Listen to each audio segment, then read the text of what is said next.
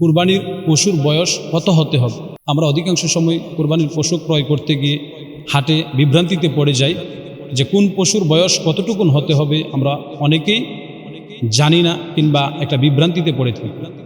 তো সুপ্রিয় দর্শক শ্রোতা, আসুন ফতোয়ার কিতাব থেকে আমরা জেনে নেই কুরবানির পশুর বয়স কোন পশুর ক্ষেত্রে কতটুকুন হওয়া জরুরি। আসসালামু আলাইকুম ওয়া রাহমাতুল্লাহ। সুপ্রিয় দর্শক শ্রোতা, দেশ ও দেশের বাহির থেকে যে যেখান থেকে আমাদের ভিডিওটি প্লে করেছেন সকলকে জানাই আন্তরিক মুবারকবাদ। সুপ্রিয় দর্শক শ্রোতা, আসন্ন পবিত্র কুরবানিকে উপলক্ষ করে আমাদের অনেকেরই একটি প্রশ্ন মনে ঘুরপাক খাচ্ছে, সেটি হচ্ছে কুরবানির পশুর বয়স কত হতে হবে? আমরা অধিকাংশ সময় কুরবানির পশু ক্রয় করতে গিয়ে হাটে বিভ্রান্তিতে পড়ে যাই যে কোন পশুর বয়স কতটুকুন হতে হবে আমরা অনেকেই জানি না কিংবা একটা বিভ্রান্তিতে পড়ে থাকি। তো সুপ্রিয় দর্শক শ্রোতা, আসুন ফতোয়ার কিতাব থেকে আমরা জেনে নেই কুরবানির পশুর বয়স কোন পশুর ক্ষেত্রে কতটুকুন হওয়া জরুরি।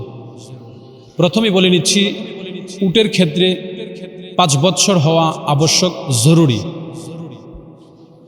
গরু মহিষ তাদের ক্ষেত্রে কমপক্ষে 2 বছর হওয়া জরুরি। ছাগল, ভেড়া, দুম্বা ইত্যাদি এই প্রকৃতির প্রাণীদের জন্য কমপক্ষে 1 বছর হওয়া জরুরি। তবে ভেড়া দুম্বার ক্ষেত্রে 1 বছরের থেকে কমও যদি হয়, কিছুটা দেখতে যদি 1 বছরের মতোই হৃষ্টপুষ্ট মনে হয়, তাহলে সে ভেড়া দুম্বা দিয়ে কোরবানির বৈধতা আছে।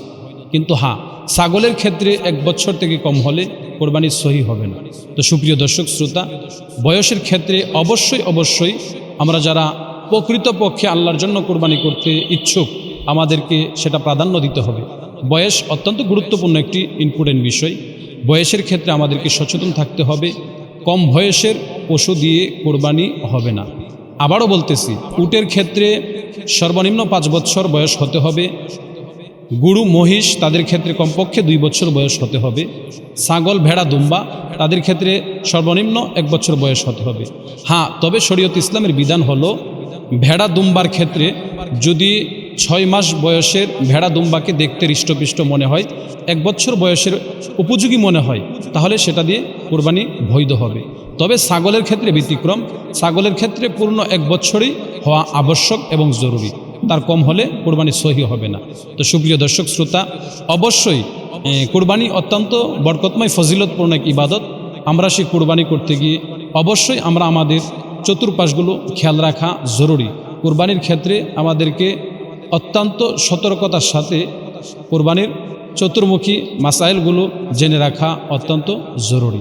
আল্লাহ তাআলা আমাদেরকে সহি পন্থায় সহি তরিকায় কোরবানি করার তৌফিক দান করুক। ওয়া আখির দাওয়ানা আনিল হামদুলিল্লাহি রাব্বিল আলামিন।